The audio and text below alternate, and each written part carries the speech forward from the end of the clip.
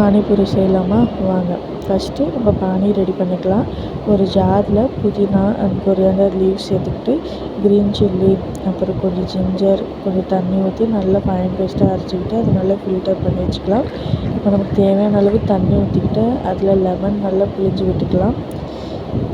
இப்போது சாட் மசாலா, கொஞ்சமாக pepper, jeera powder, கொஞ்சமாக சால்ட்டு இதெல்லாம் போட்டுக்கிட்டு இந்த பானியை நல்லா மிக்ஸ் பண்ணிக்கலாம். நம்ம பானிபூரியில் பானி ரெடி ஆகிடுச்சு.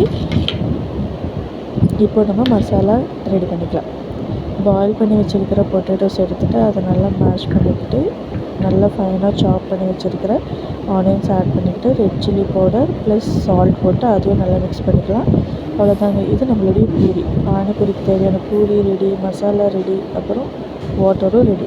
இப்போ பானிபூரி சாப்பிட்லாமா? ஒரு நல்ல அழகான பூரி எடுத்து நல்லா இந்த மாதிரி ஓட்டை போட்டுக்கிட்டு அதில் நம்மளுடைய ஃபில்லிங்கான பொட்டேட்டோஸ் வச்சுக்கிட்டு இப்படி எடுத்து அந்த பானியில் முக்கி சாப்பிட்டா சூப்பராக இருக்கும்.